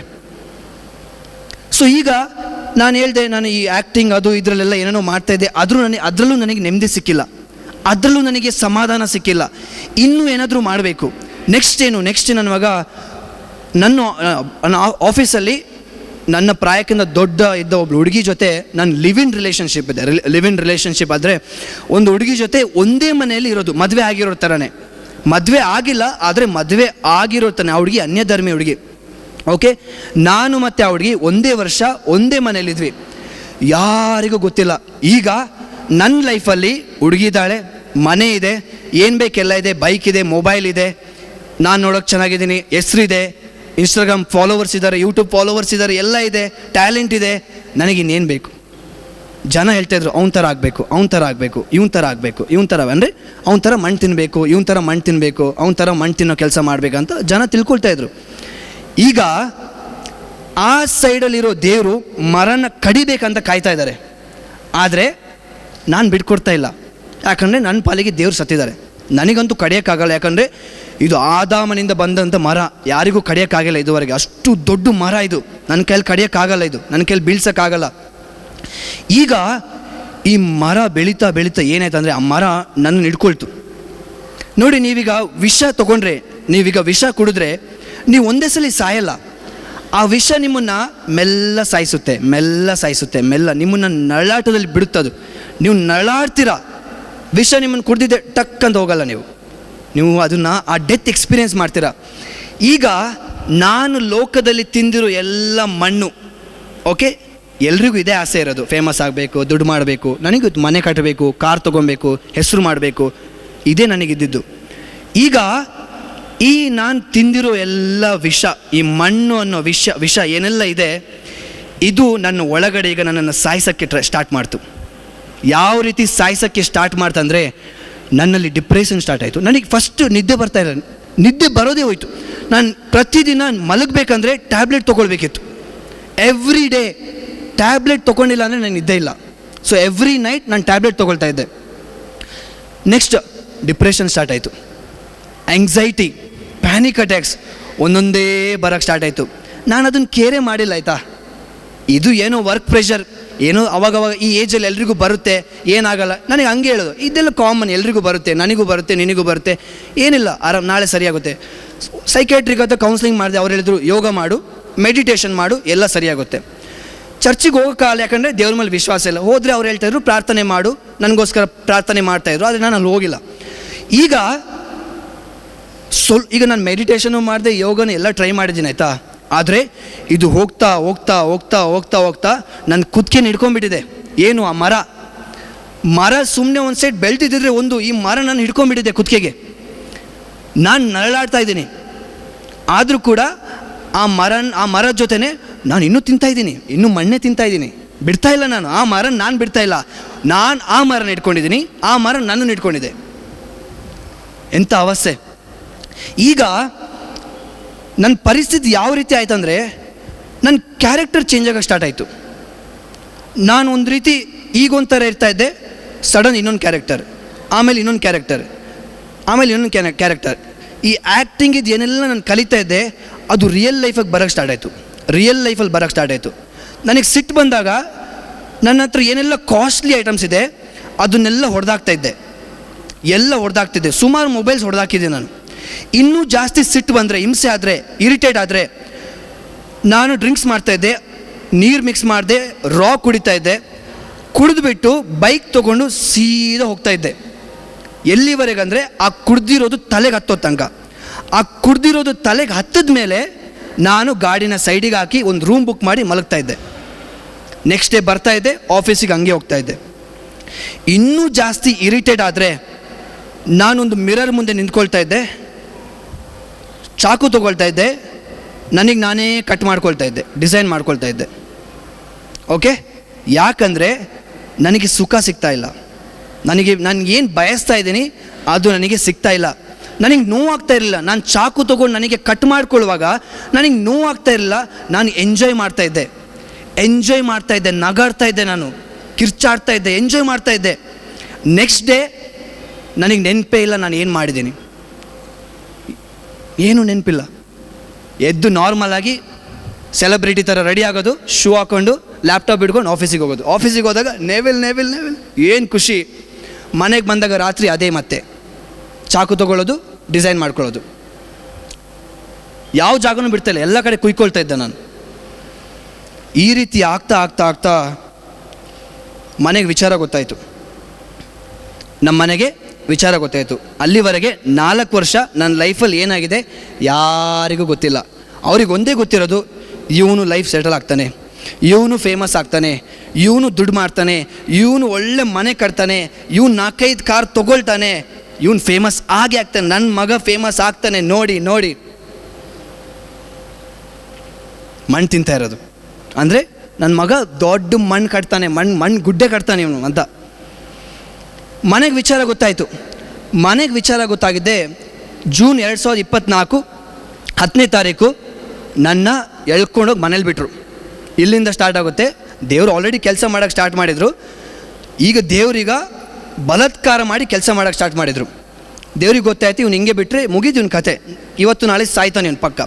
ಯಾಕಂದರೆ ಆ 3 ವರ್ಷ ಸೈಕಲಲ್ಲಿ ಮತ್ತೆ ನಾನು 3 ಸಲ ಟೋಟಲ್ ನಾನು 4 ಸಲ ಸೂಸೈಡ್ ಟ್ರೈ ಮಾಡಿದ್ದೀನಿ, ಸಾಯಕ್ಕೆ ಟ್ರೈ ಮಾಡಿದ್ದೀನಿ 4 ಸಲ, ಎಲ್ಲ ಟ್ರೈ ಮಾಡಿದ್ದೀನಿ, ಸತ್ತಿಲ್ಲ. ಈಗ ಮನೆ ಕರ್ಕೊಂಡೋದ್ರು, ಮನೇಲಿದ್ದೀನಿ. ಜೂನ್ 10, 11, 12 3 ದಿನ ಅಳೋದೇ ಅಳೋದು. ಮನೇಲಿ ಅಪ್ಪ ಇರಲಿಲ್ಲ. ಅಪ್ಪನ ನನ್ನ ಮನೆಯಿಂದ ಹೊರಗೆ ಹಾಕಿದ್ದೆ, ಸಾಯಿಸ್ತೀನಿ ಅಂತ ಹೇಳಿಬಿಟ್ಟು ಅಪ್ಪನ ಮನೆಯಿಂದ ಹೊರಗೆ ಹಾಕಿದ್ದೆ. ಅಮ್ಮ ಮಾತ್ರ, ಯಾರೂ ಇಲ್ಲ, ನಾನು ಅಮ್ಮನಿಗೆ ಟೆನ್ಷನ್. ಅಮ್ಮನೂ ಅಳೋದು, ನಾನು ಅಳೋದು. ಅಮ್ಮನಿಗೆ ಟೆನ್ಷನ್, ಇವನು ಸತ್ತೋಗ್ಬಿಟ್ಟಿದ್ದಾನೆ, ಇವನಿಗೇನು ಜೀವನೇ ಇಲ್ಲ. ಅವ್ರಿಗೆ ಹೋಪ್ ಇತ್ತು ನನ್ನ ಮಗ ಸೆಟಲ್ ಆಗ್ತಾನೆ, ದುಡ್ಡು ಮಾಡ್ತಾನೆ, ಫೇಮಸ್ ಆಗ್ತಾನೆ. ಈಗ ನೋಡಿದ್ರೆ ಮಗ ಸತ್ತ ಅವಸ್ಥೆಯಲ್ಲಿದ್ದಾನೆ. ಮಣ್ಣು ಹುಡ್ಕೊಂಡು ಹೋಗಿ ಅದೇ ಲೈಫ್ ಗೋಲ್ನ ಹುಡ್ಕೊಂಡು ಹೋಗಿದ್ದ ಮಗ ಸತ್ತು ಮನೇಲಿ ಬಿದ್ದಿದ್ದಾನೆ, ಉಸಿರಾಡ್ತಾ ಇದ್ದಾನೆ ಅಷ್ಟೇ. ಇನ್ನು ಬಿಟ್ಟರೆ ಅವನು ಹುಚ್ಚಾಸ್ಪತ್ರೆಗೆ ಹಾಕಬೇಕು. ಏನು ಮಾಡೋದು? ದೇವ್ರ ಮೇಲೆ ನಂಬಿಕೆ ಇಲ್ಲ ನನಗೆ, ದೇವ್ರನ್ನ ವಿಶ್ವಾಸ ಇಡಲ್ಲ ನಾನು. ದೇವ್ರು ಇಲ್ಲ ನನ್ನ ಪಾಲಿಗೆ. ಚರ್ಚಿಗೆ ಹೋಗು ಅಂದರೆ ಹೋಗ್ತಾ ಇಲ್ಲ, ಪ್ರೇಯರ್ ಮಾಡು ಅಂದರೆ ಮಾಡ್ತಾ ಇಲ್ಲ. ಜೂನ್ 12ನೇ ತಾರೀಕು ರಾತ್ರಿ ತಲೆಗೊಂದು ಆಲೋಚನೆ ಬಂತು. ಆ ಆಲೋಚನೆ ಏನಿತ್ತಂದರೆ ರಿಟ್ರೀಟಿಗೆ ಬಾ. ದೇವರೇ ಹೇಳಿದ್ದು ರಿಟ್ರೀಟಿಗೆ ಬಾ. ನಾನು ಯೋಚನೆ ಮಾಡಿದೆ, ನಾನು ಯಾಕೆ ಹೋಗ್ಬೇಕು ರಿಟ್ರೀಟಿಗೆ? ದೇವರಿಲ್ಲ, ರಿಟ್ರೀಟಿಗೆ ನಾನು ಯಾಕೆ ಹೋಗಬೇಕು? ಆದರೂ ಕೂಡ ಅದು ತುಂಬ ಒಂದು ರೀತಿ ಬರಲೇಬೇಕು. ಎಲ್ಲ ಟ್ರೈ ಮಾಡಿದ್ಯಾ, ಇದನ್ನು ಟ್ರೈ ಮಾಡು. ಸರಿ, ನಾನು ಅಮ್ಮನಿಗೆ ಹೇಳಿದೆ, ಎಲ್ಲ ಟ್ರೈ ಮಾಡಿದ್ದೀನಿ, ಇದನ್ನು ನಾನು ಟ್ರೈ ಮಾಡಲಾ? ಹೋದೆ, ಗೂಗಲಲ್ಲಿ ಸರ್ಚ್ ಮಾಡಿದೆ ರಿಟ್ರೀಟ್ಸ್ ಎಲ್ಲಿದೆ, ಅದರಲ್ಲಿ ತೋರಿಸ್ತು. ನೆಕ್ಸ್ಟ್ ಡೇ 13ನೇ ತಾರೀಕು ಜೂನ್ 13, 2024 ಮಂಗಳೂರಲ್ಲಿ 4 ದಿನದ ರಿಟ್ರೀಟು ನನಗೋಸ್ಕರ ದೇವ್ರು ರೆಡಿ ಮಾಡಿ ಇಟ್ಟಿದ್ದಾರೆ. ಹೋದೆ, ಸ್ಟೈಲಾಗಿ ಹೋದೆ, ಸೆಲೆಬ್ರಿಟಿ ಥರ ಹೋದೆ. ಶಾರ್ಟ್ಸ್ ಹಾಕ್ಕೊಂಡು, ರಿಟ್ರೀಟಿಗೆ ಶಾರ್ಟ್ಸ್ ಹಾಕ್ಕೊಂಡು, ಶೂ ಹಾಕ್ಕೊಂಡು, ಗೋವಾ ಶರ್ಟ್ ಹಾಕ್ಕೊಂಡು, ಗ್ಲಾಸಸ್ಸಲ್ಲಿ ಹಾಕ್ಕೊಂಡು, ಒಂದು ಸೈಡಿಗೆ ಬ್ಯಾಗ್ ಹಾಕ್ಕೊಂಡು, ಹೆಡ್ಫೋನ್ಸ್ ಹಾಕ್ಕೊಂಡು, ಸ್ಟೈಲಲ್ಲಿ ಫುಲ್ ಆ್ಯಟಿಟ್ಯೂಡಲ್ಲಿ ನಾನೇ ರಾಜ. ಜಾಗ ಖಾಲಿ ಮಾಡಿ ನಾನು ರೂಮ್ ಬುಕ್ ಮಾಡಿದೆ. ರೂಮ್ ಬುಕ್ ಮಾಡಿಬಿಟ್ಟು ನಾನು ಒಬ್ಬನೇ ಇದ್ದೆ. 3-4 ದಿನ ಧ್ಯಾನ. ಅದು 2 ದಿನ ನನ್ನ ಕೈಲಿ ಕೂರಕ್ಕಾಗ್ತಾ ಇಲ್ಲ. ಅಲ್ಲಿ ಹಲ್ಲೆಲೂಯಾ, ಪ್ರೈಸ್ ದ ಲಾರ್ಡ್ ಹಾಡ್ತಾ ಇದ್ದಾರೆ, ನನಗೆ ಹಿಂಸೆ ಆಗ್ತಾ ಇದೆ. ನಾನು ಲಾಸ್ಟಲ್ಲಿ ಕೂರ್ತಾ ಇದ್ದೆ. ನೋಡಿ, ನಾನು ಕ್ರೈಸ್ತ ಧರ್ಮದಲ್ಲಿ ಹುಟ್ಟಿದ್ದು, ಸೆಮಿನರಿಗೆ ಹೋಗಿದ್ದು ನಾನು. ನನ್ನ ಅವಸ್ಥೆ ನೋಡಿ, ಅವಸ್ಥೆ ನೋಡಿ. ನಾನು ಲಾಸ್ಟಲ್ಲಿ ಕೂತ್ಕೊಂಡ್ಬಿಟ್ಟು ರಿಟ್ರೀಟ್ ಅಟೆಂಡ್ ಮಾಡ್ತಾ ಇಲ್ಲ. ಆ್ಯಕ್ಷನ್ ಸಾಂಗ್ ಟೈಮಲ್ಲಿ ಬಂದು ಕುಣಿತಾ ಇದ್ದೆ ಅಷ್ಟೇ, ಅಲ್ಲೇ ಕುಣಿತಾ ಇದ್ದೆ, ಸಖತ್ತಾಗಿ ಕುಣಿತಾ ಇದ್ದೆ ನಾನು. ಇಲ್ಲಿ ವಾಕ್ಯ ಬೋಧನೆ ಟೈಮಲ್ಲಿ ನಾನು ರೂಮಲ್ಲಿ ಮಲ್ಕೊಳ್ತಾ ಇದ್ದೆ. 2 ದಿನ ಆಯಿತು. 3ನೇ ದಿನ ನಾನು ಹೇಳಿದೆ ನನಗೆ ಕೌನ್ಸ್ಲಿಂಗ್ ಬೇಕು. ಅದಕ್ಕಿಂತ ಮುಂಚೆ ನಾನು ಊರಿಗೆ ಬರೋಕ್ಕಿಂತ ಮುಂಚೆ ನನ್ನ ಆಫೀಸಿಗೆ ನಾನು ಹೇಳಿದೆ ನನಗೆ 10 ದಿನ ವರ್ಕ್ ಫ್ರಮ್ ಹೋಮ್ ಬೇಕು. ಆದರೆ ಅವರು ರಜೆ ತಗೋ ಅಂತ ಹೇಳಿಬಿಟ್ಟು, ದೇವ್ರ ಪ್ಲ್ಯಾನ್ ನೋಡಿ ಅವ್ರು ಹೇಳಿದರು ರಜೆ ತಗೋ. ಯಾಕಂದರೆ ಅವ್ರಿಗೆ ನಾನು ಬೇಕಿತ್ತು, ನಾನು ಒಳ್ಳೆ ಕೆಲಸ ಮಾಡ್ತಾಯಿದ್ದೆ, ಒಳ್ಳೆ ರಿಪೋರ್ಟ್ ನಂದು, ಬಿಸ್ನೆಸ್ ಒಳ್ಳೆ ತರ್ತಾಯಿದ್ದೆ ನಾನು. ಸೊ ಅವ್ರಿಗೆ ನಾನು ಬೇಕು, 10 ದಿನ ರಜೆ ತಗೋ, ನೀನು 10 ದಿನ ರಜೆ ತೊಗೊಂಡು ಸರಿಯಾಗಿ ವಾಪಸ್ ಬಾ ಅಂತ ಹೇಳಿದರು. ಸೊ ಬಂದೆ. ಈಗ 2 ದಿನ ಆಯಿತು. 3ನೇ ದಿನ ಕೌನ್ಸ್ಲಿಂಗಿಗೆ ಕೂರಿಸಿದ್ರು ನನ್ನ. ನಾನು ಸುಮಾರು 1.5 ಗಂಟೆ ಮಾತಾಡಿದೆ, ನನ್ನ ಲೈಫ್ ಸ್ಟೋರಿ ಎಲ್ಲ ಮಾತಾಡಿದೆ. ದೇವರು ಒಂದು ದೊಡ್ಡ ಕೊಡ್ಲಿ ಹಿಡ್ಕೊಂಡು ಕಾಯ್ತಾಯಿದ್ರು ಆ ರೆಟ್ರೀಟಲ್ಲಿ. ಒಂದು ದೊಡ್ಡ ಕೊಡ್ಲಿ ಅಂದರೆ ಗೊತ್ತಲ್ಲ, ಈ ಕಡಿಯೋದು, ಮರ ಕಡಿಯೋಕ್ಕೆ ಯೂಸ್ ಮಾಡ್ತಾರಲ್ಲ, ಅದನ್ನು ಹಿಡ್ಕೊಂಡು ಕಾಯ್ತಾ ಇದ್ದಾರೆ. ಎಲ್ಲಿ? ಆ ರೆಟ್ರೀಟಲ್ಲಿ. ನನ್ನ ಲೈಫ್ ಸ್ಟೋರಿ ಎಲ್ಲ ಹೇಳಿದೆ ನಾನು.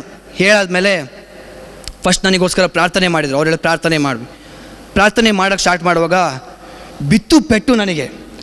ದೇವರು ಹೊಡೆದ್ರು ಸರಿಯಾಗಿ ಹೊಡೆದ್ರು ನನಗಲ್ಲಿ. ನಾನು 3 ವರ್ಷ ದೇವರು ಇಲ್ಲ ಅಂತ ನಂಬ್ಕೊಂಡಿದ್ದವನಿಗೆ ದೇವರು ಮುಂದೆ ಬಂದು ನಿಂತು ತೋರಿಸಿದ್ರು, ನಾನು ಇದನ್ನು ನೋಡು ಅಂತ. ನನ್ನ ಲೈಫಲ್ಲಿ ನನಗೀಗ 26 ವರ್ಷ, ಆಗ ನನಗೆ 24 ವರ್ಷದಲ್ಲಿ ನನ್ನ ಲೈಫಲ್ಲಿ ಯಾವತ್ತೂ ನಾನು ದೇವ್ರ ಅನುಭವ ಮಾಡಿಲ್ಲ. ಆಯಿತಾ, ದೇವ್ರು ಜೀವಂತವಾಗಿದ್ದಾರೆ, ಆದರೆ ದೇವ್ರ ಅನುಭವ ಮಾಡಿರಲಿಲ್ಲ. ಅವತ್ತು ದೇವರು ಮುಂದೆ ನಿಂತ್ಕೊಂಡು ಹೊಡೆದ್ರು, ಎಲ್ಲ ತೆಗೆದಾಕಿದ್ರು. ದೇವರು ಮರನ ಕಡಿದ್ರು. ದೇವರು ಎಲ್ಲಿಂದ ಕಡಿದ್ರು ಅಂದರೆ ಅಡಿಯಿಂದ ಕಡಿದ್ರು 45 ನಿಮಿಷ ಹೊಡೆದ್ರು. ನನಗೆ ಸರಿಯಾಗಿ ಪೆಟ್ಟು ಬಿತ್ತು. ದೇವರು ಮುಂದೆ ನಿಂತ್ಕೊಂಡಿದ್ದಾರೆ, ನನಗೇನು ಮಾಡೋಕ್ಕಾಗ್ತಾಯಿಲ್ಲ. ಭಯ ಹತ್ತು ಬಿಟ್ಟೆ ನಾನು. ದೇವ್ರ ಮುಂದೆ ತುಂಬ ಹತ್ತು ಬಿಟ್ಟೆ ನಾನು. ಗೋಳಾಡಿ ಅಯ್ಯೋ ಇಷ್ಟು ವರ್ಷ ದೇವ್ರು ಇಲ್ಲ ಅಂತ ಊರವರಿಗೆಲ್ಲ ಸಾರ್ತಾ ಇದ್ದೆ. ಅದೇ ದೇವ್ರು ಮುಂದೆ ನಿಂತ್ಕೊಂಡು ನನ್ನ ತೊಳಿತಾ ಇದ್ದಾರೆ, ಸ್ನಾನ ಮಾಡಿಸ್ತಾ ಇದ್ದಾರೆ.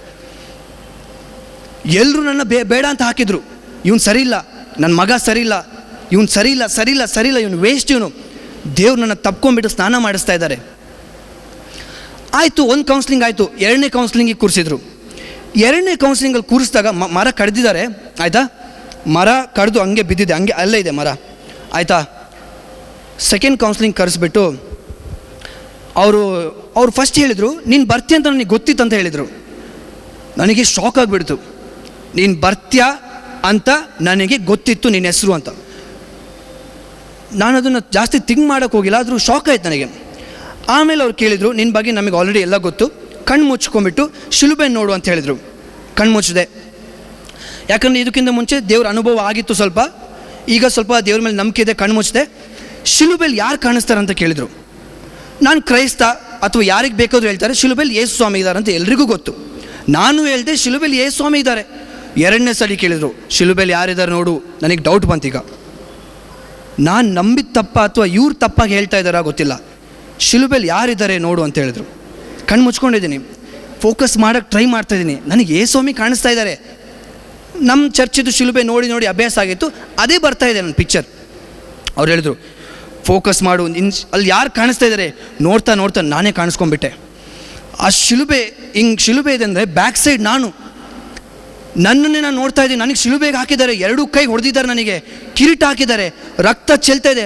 ನನಗೆ ನೋವೇ ಆಗ್ತಾಯಿಲ್ಲ, ನನಗೇನೂ ಆಗ್ತಾಯಿಲ್ಲ. ಯಾಕಂದರೆ ಅದ್ರ ಇನ್ನೊಂದು ಸೈಡ್ ಯೇಸು ಸ್ವಾಮಿ ನಿಂತಿದ್ದಾರೆ ಹಿಂಗೆ. ಅಲ್ಲಿ ನನಗೇನು ಅರ್ಥ ಇದೆ ಅಂದರೆ, ನೀನು ಇಷ್ಟು ವರ್ಷ ಏನೆಲ್ಲ ಮಾಡಿದೆ ಅಲ್ವಾ, ಆ ಪಾಪ ನೀನು ಮಾಡಿರೋ ಎಲ್ಲ ಕೆಟ್ಟ ಕೆಲಸ ಯೇಸು ಸ್ವಾಮಿ ನಿನ್ನ ಬದಲಿಗೆ ತಗೊಂಡು ನಿನ್ನ ಪಾಪಕ್ಕೆ ಅವ್ರು ಸತ್ರು. ವಿಶ್ವಾಸ ಇಡ್ತೀಯಾ? ನಾನು ಹೇಳಿದೆ ಸ್ವಾಮಿ ನಾನು ಪಾಪಿ. ನನ್ನ ಹೃದಯ ಮೆಲ್ಟ್ ಆಯಿತು. ಹೃದಯ ನಂದು ಮೆಲ್ಟ್ ಆಗಿಬಿಡ್ತು. ನಾನು ಹತ್ತುಬಿಟ್ಟೆ ತುಂಬ. ಯೇಸುವಿನ ಪ್ರೀತಿ ನನಗೆ ಅನುಭವ ಆಯಿತು. ಈಗ ಬ್ರದರ್ ಕ್ಲಾಸಲ್ಲಿ ಹೇಳ್ತಾಯಿದ್ರು, ಜನರಿಗೆ ಯೇಸು ಗೊತ್ತು. ಯಾವ ಯೇಸು ಗೊತ್ತು? ಸೌಖ್ಯದ ಯೇಸು ಗೊತ್ತು, ಒಳ್ಳೆ ಅದ್ಭುತ ಮಾಡೋ ಯೇಸು ಗೊತ್ತು. ಜನರು ಆ ಯೇಸು ಒಳ್ಳೆಯರು ಮಾಡ್ತಾರೆ. ನಿಮಗೆ ಪರೀಕ್ಷೆಯಲ್ಲಿ ಪಾಸ್ ಆಗಬೇಕಾ? ನಾನು ಅದೇ ರೀತಿ ಒಂದು ಟೈಮಲ್ಲಿ ಮಾಡ್ತಾಯಿದ್ದೆ. ಪರೀಕ್ಷೆಯಲ್ಲಿ ಪಾಸ್ ಆಗಬೇಕು, ಯೇಸು ಹತ್ರ ಪ್ರಾರ್ಥನೆ ಮಾಡಿ. ಕಾರ್ ಬೇಕಾ? ಯೇಸು ಹತ್ರ ಪ್ರಾರ್ಥನೆ ಮಾಡಿ. ಕೆಲಸ ಸಿಗಬೇಕಾ? ನಾನು ಕೆಲಸ ಸಿಗೋಕ್ಕೋಸ್ಕರ ತುಂಬ ಪ್ರಾರ್ಥನೆ ಎಲ್ಲ ಮಾಡಿದ್ದೆ.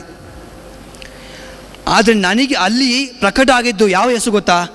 ನನ್ನ ಬದಲಿಗೆ ಏನು ಪಾಪ ಮಾಡಿದೆ ಬಂದುಬಿಟ್ಟು ನನ್ನ ಹಿಂಗೆ ಹಿಡ್ಕೊಂಡು ಅವನ್ನ ಕ್ಷಮಿಸಿ ನನಗೆ ಹೊಡೀರಿ ಅಂತ ಹೇಳ್ಬಿಟ್ಟು ಯೇಸುಸ್ವಾಮಿ ಹೊಡೆಸ್ಕೊಂಡ್ರು. ಅದನ್ನು ನಾನು ನೋಡಿದೆ. ಅದನ್ನು ನೋಡಿದಾಗ ನಾನು ಅದರಲ್ಲಿ ವಿಶ್ವಾಸ ಇಟ್ಟೆ. ನಾನು ಹೇಳಿದೆ, ನಾನು ಪಾಪಿ ಸ್ವಾಮಿ, ನಾನು ಇನ್ನು ಬದುಕೋದಾರೆ ನಿಮಗೋಸ್ಕರ. ಇಷ್ಟು ದೊಡ್ಡ ಪಾಪಿನ ನೀವು ಹೆಂಗೆ ಅಕ್ಸೆಪ್ಟ್ ಮಾಡಿದ್ರಿ ಸ್ವಾಮಿ, ನಾನು ಹುಚ್ಚ. ಯೇಸುಸ್ವಾಮಿ ಹೇಳಿದ್ರು, ಪರವಾಗಿಲ್ಲ, ಐ ವಾಂಟ್ ಯು, ನನಗೆ ನೀನು ಬೇಕು ಅಂತ ಹೇಳಿ ಯೇಸುಸ್ವಾಮಿ ನನ್ನನ್ನು ಅಲ್ಲಿ ತೊಗೊಂಡು ಅಲ್ಲಿ ನಾನು ಡಿಸೈಡ್ ಮಾಡಿದೆ ಏನಂದರೆ, ಇನ್ನು ಮುಂದೆ ನಾನು ಬದುಕೋದಾದರೆ ಈ ಯೇಸುವಿಗಾಗಿ, ನನಗೆ ಯೇಸುಗೋಸ್ಕರ ಏನಾದರೂ ಮಾಡಬೇಕು. ನನ್ನ ತಲೆಯಲ್ಲಿ ಇದ್ದಿದ್ದು ಬಿಸ್ನೆಸ್ ಮಾಡಬೇಕು, ದುಡ್ಡು ಮಾಡಬೇಕು, ಹಣ ಏನೆಲ್ಲ ಮಾಡಬೇಕಂತ ಏನೆಲ್ಲ ಇತ್ತಲ್ವ, ಅದು ಯಾವುದು ಆ ಟೈಮಲ್ಲಿ ಬರಲಿಲ್ಲ. ಒಂದೇ ಇದ್ದಿದ್ದು, ಯೇಸುಗೋಸ್ಕರ ಏನಾದರೂ ಮಾಡಬೇಕು, ಯೇಸುಗೋಸ್ಕರ ಏನಾದರೂ ಮಾಡಬೇಕು. ಡಿಸೈಡ್ ಮಾಡಿದೆ. ನಾನು ಅವಾಗಲೇ ಅವ್ರಿಗೆ ಹೇಳಿದೆ, ನಾನು ನಿಮ್ಮ ಜೊತೆ ಬರಲ್ಲ. ಅವ್ರು ಹೇಳಿದ್ರು, ಥಿಂಕ್ ಮಾಡಿದೆ, ನಾನು ಬರ್ತೀನಿ ಅಂತ ಹೇಳಿದೆ. ಸರಿ ಅಂತ ಕರ್ಕೊಂಡ್ರು. ಅಲ್ಲಿಂದ ಈಗ ಸುಮಾರು 2 ವರ್ಷ ಆಗ್ತಾ ಬರುತ್ತೆ ಈ ಜೂನಿಗೆ. ಸೊ ಈ ಒಂದು ಹೊಸ ಲೈಫ್ ಸ್ಟಾರ್ಟ್ ಮಾಡಿ ನಾನು ನನ್ನ ಕೆಲಸ ಬಿಟ್ಟೆ. ಆಫೀಸಿಗೆ ಕಾಲ್ ಮಾಡಿ ಹೇಳಿದೆ, ನನ್ನ ಕೆಲಸದಿಂದ ತೆಗೀರಿ. ಕೆಲಸ ಬಿಟ್ಟೆ.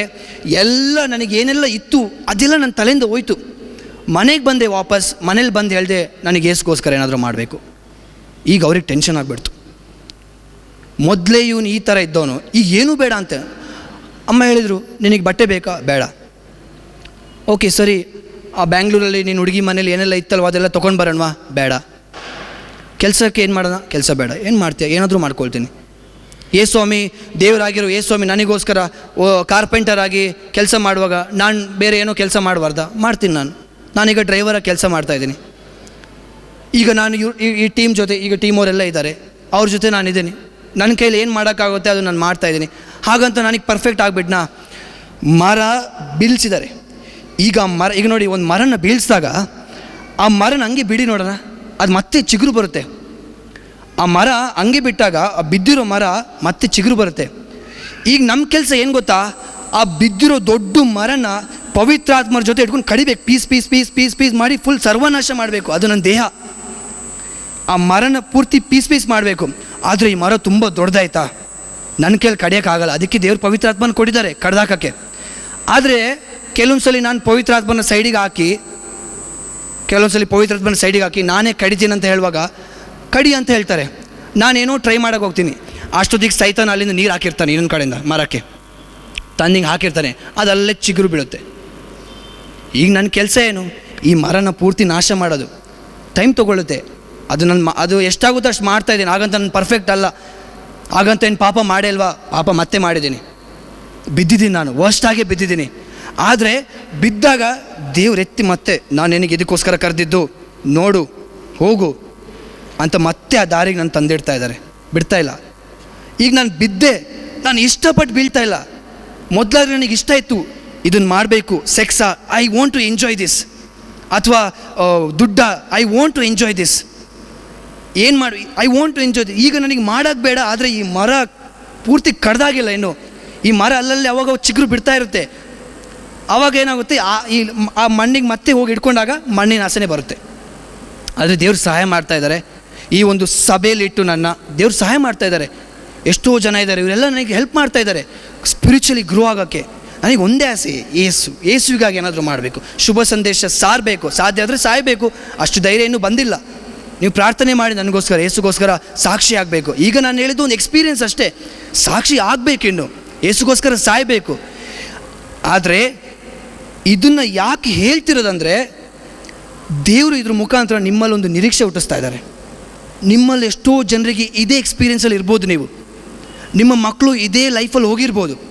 ನೀವು ಪ್ರಾರ್ಥನೆ ಮಾಡ್ತಿರ್ಬೋದು ನಿಮ್ಮ ಮಕ್ಕಳಿಗೋಸ್ಕರ, ನನ್ನ ಮಗ ಸರಿ ಆಗ್ತಾ ಇಲ್ಲ, ನನ್ನ ಮಗಳು ಸರಿ ಆಗ್ತಾ ಇಲ್ಲ, ಕೆಟ್ಟದ್ದು ಮಾಡ್ತಾ ಇದ್ದಾರೆ, ಏನೇನೋ ಮಾಡ್ತಾ ಇದ್ದಾರೆ, ಅವ್ರು ಚೇಂಜ್ ಆಗ್ತಿಲ್ಲ. ಚೇಂಜ್ ಆಗಬೇಕಂದ್ರೆ ದೇವ್ರ ಹತ್ರ ಕರ್ಕೊಂಬಂದು ಬಿಡಬೇಕು. ಕಡಿಯೋಕ್ಕಾಗೋ ದೇವ್ರಿಗೆ ಮಾತ್ರ. ನೀವೇನು ಮಾಡಿದರೂ ಮರ ಕಡಿಯೋಕ್ಕಾಗಲ್ಲ.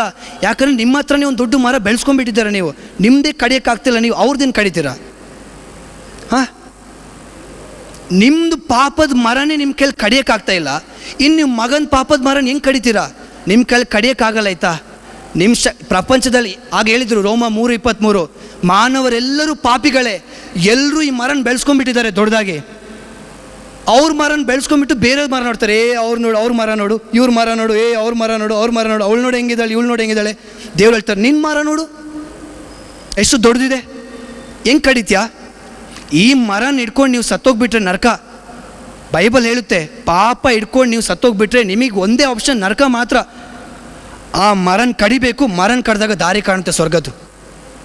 ಆ ದಾರಿನೇ ಯೇಸು ಸ್ವಾಮಿ. ಆ ಮರನ ಕಡಿಯೋಕ್ಕೋಸ್ಕರ ಯೇಸುಸ್ವಾಮಿ ರಕ್ತ ಸುರಿಸಿದ್ದಾಯ್ತಾ? ಆ ಮರದಲ್ಲಿ ಇನ್ನೂ ಹಣ್ಣು ಬೆಳ್ಸೋಕೆ ಯೇಸುಸ್ವಾಮಿ ಸತ್ತಿಲ್ಲ. ನೀವು ಅದು ಯೇಸುಸ್ವಾಮಿ ಹತ್ರ ಬಂದ್ಬಿಟ್ಟು, ಯೇಸುವೆ ನಮಗೆ ಇದು ಕೊಡಿ, ಅದು ಕೊಡಿ, ಅದು ಕೊಡಿ, ಇದು ಕೊಡಿ. ಯೇಸುಸ್ವಾಮಿ ಸತ್ತಿದ್ದು ಅದು ಇದು ಕೊಡೋಕ್ಕಲ್ಲ, ಈ ಮರನ ಕಡಿಯೋಕ್ಕೆ. ಅದನ್ನೇ ಬ್ರದರ್ ಹೇಳಿದ್ದು. ಅದು ನನ್ನ ಲೈಫಲ್ಲಿ ಎಕ್ಸ್ಪೀರಿಯೆನ್ಸ್ ಆಯಿತು. ಯಾವಾಗ ನಾನು ಎಕ್ಸೆಪ್ಟ್ ಮಾಡಿದೆ ಅಷ್ಟೇ, ನನ್ನ ಪಾಪಿ ಸ್ವಾಮಿ, ನನ್ನ ಬದಲಾಯಿಸಿ, ನಾನು ನಿಮಗೋಸ್ಕರ ಏನಾದರೂ ಮಾಡಬೇಕು. ನನ್ನ ಲೈಫಲ್ಲಿ ಏನು ಅದ್ಭುತ ಆಯಿತು. ನನ್ನ ಕಾಲು ಸರಿ ಆಯಿತಾ, ನನ್ನ ಕೈ ಸರಿ ಆಯಿತಾ, ನನ್ನ ಕ್ಯಾನ್ಸರ್ ಗುಣ ಆಯಿತಾ, ಅಲ್ಲೋ ಸಾಲ ತೀರ್ತಾ, ಮನೇಲಿ ಆ ಥರ ಏನು ಅದ್ಭುತ ಆಗಿ ನಾನು ಯೇಸು ನಂಬಿದ್ದಲ್ಲ.